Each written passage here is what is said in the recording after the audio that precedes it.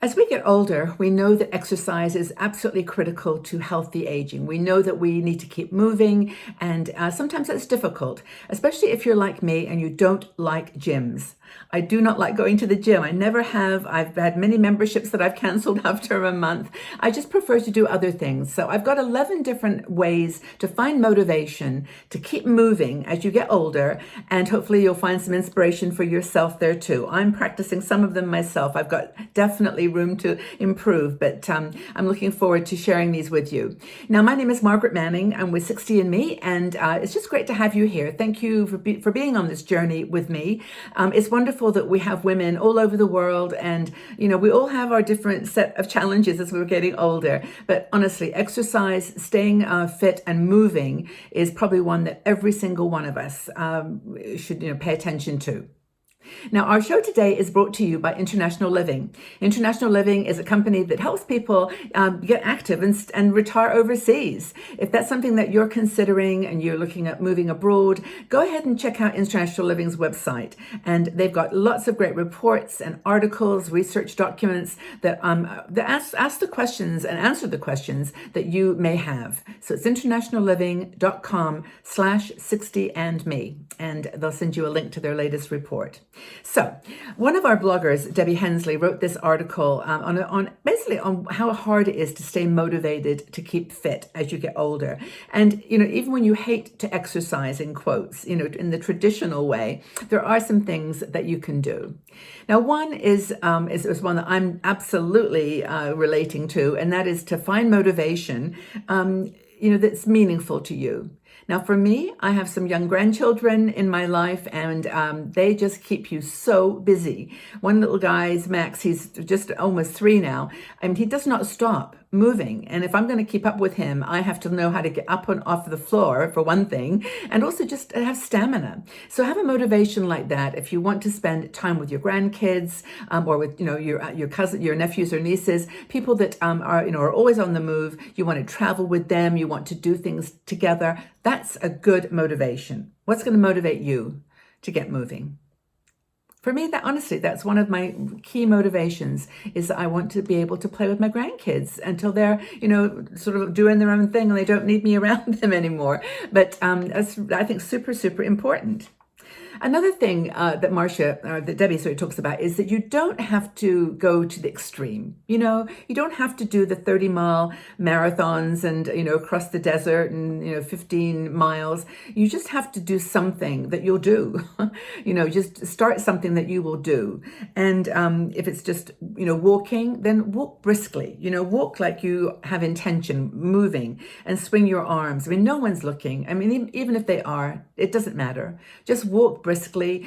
Use your, if you have headphones, listen to a book or some really nice music, just something to keep you going. And it doesn't have to be even a 5-mile marathon. It can just be walking for 20 minutes and then 25 minutes. Just keep going and do it every single day if you can, walking. Yoga classes are another thing that you might want to consider, because these are all about flexibility, and just doing that gives you the motivation to get out into the world and to exercise in maybe with muscle building and more cardio activity. And I want to mention to you that in our new shop, 60andmeshop.com, you'll find our yoga DVDs. We have a series of it's gentle yoga, yoga flows, and chair yoga, which is a really good one if you've got mobility issues. But those are just available for you on the shop, along with all kinds of other amazing, beautiful scarves and our inspirational cards and all kinds of things that you might love. So anyway, that's a separate thing. But yoga is really, really important for if you want to do something to get started, to get flexible. If you don't want to be outside, for example, doing any kind of walking, go to an indoor track. I mean, we always kind of put up barriers, don't we? Oh, I can't walk. It's too cold right now. I can't do this because I haven't got the right equipment or the right shoes. And I think if you just accept, anything that you'll do, swimming, yoga, walking, tennis, dancing, whatever it is that you like. I mean, if you like it, you're gonna do it. And the other thing is, and Debbie points this out a couple of times, is, you just check the science.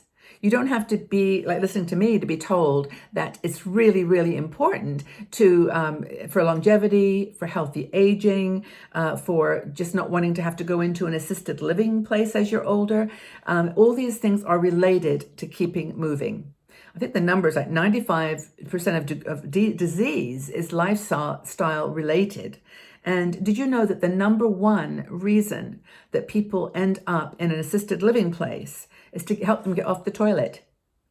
A simple thing. And if you're watching Grace and Frankie, you're just crack up as I'm talking this, because Grace and Frankie, I think it's season 6, they have this new product that they're pitching, and they're just so funny. It's a great show, and it's this pop-up toilet that helps you get off the toilet seat. I know it's really, they take everything to the extreme on that show. It's a lot of fun, but it's true that just not being able to do that, not being able to get up off the floor if you fall, is like a number one reason that you can end up in assisted living. You've got to be able to do that. So the next thing, of course, I'm going through this list kind of quickly, but another thing is to find your personal motivation. The first motivation was about, spending time with your grandkids, but also if you want to look better, you want to look good. If you're still like me, you like fashion, you like clothes, you want to wear things that, that are attractive to you. I mean, you don't have to be like, a size 2 or 4 or 6 or even a 10 or a 12.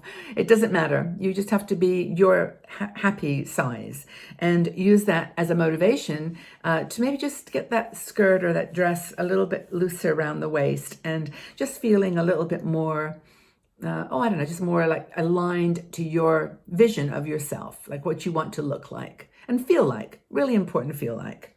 And again, be realistic. Don't set yourself totally unrealistic goals that you're going to have to beat yourself up over because you're not achieving. Just do something that you can do.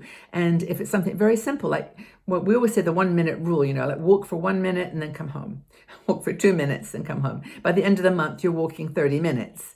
Just add 1 minute, but be realistic. Don't be hard on yourself. Another thing is to dress for comfort, dress for fun.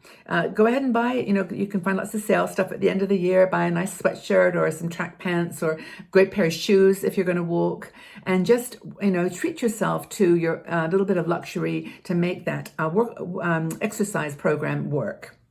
And take a class. This is another one. If you want to go online and do the Gentle Yoga or buy one of our products, you can also go to a yoga class, go to a Pilates class, join a walking group. There's so many different groups that you can align yourself with. And, that's a great way to make friends. It's a great way to the time goes really fast when you're having fun with other people, so just get moving. To start a meetup. If there's no one in your group, in your city or town doing that, just start a meetup on meetup.com and just say, want to walk, once a day or once a week or whatever you decide to do. People will come. I'm sure they will. And you can say women over 50 or women, whatever. You can set the criteria. And I guess the thing is to start somewhere. I've said this a few times now, just start. I mean, I do walk every single day, and I do try to get my 10,000 steps and walk up some steps instead of the lift. And, I try my best to implement the changes in my life. And it's working. I feel good. I said to touch wood. There's some wood I have to touch. And again, reward yourself. I have a little teeny block of chocolate. It's about this size, and it's just a salted caramel chocolate. It's about 50 calories. And sometimes when I get home, I'll make a coffee and have that little chocolate, and it's just okay. It's okay to reward yourself. You're worth it. Maybe an extra glass of wine in the evening after your yoga class during the day. But just reward yourself, even if it's just to give yourself a hug and, put it on Facebook. I did this today and get few likes, little oxytocin or serotonin or whatever you get from people liking your posts. But it's just all good fun. Just do it for yourself. Do it to stay healthy. Do it to live longer. Do it to stay well. And tell us what you're doing. I mean, what kind of exercise are you doing to keep moving in your 60s, 70s, 80s, wherever you are? Let's get some inspiration from what you do. So again, thanks so much for being here, Marcia. Debbie, I keep calling her Marcia. I don't know why, but it's Debbie. Debbie Hensley wrote this article, and she's done a great job of inspiring me. So please read the article that she wrote and apply some of it to yourself. Take good care, everybody. Have a really fabulous day, and we'll see you again soon.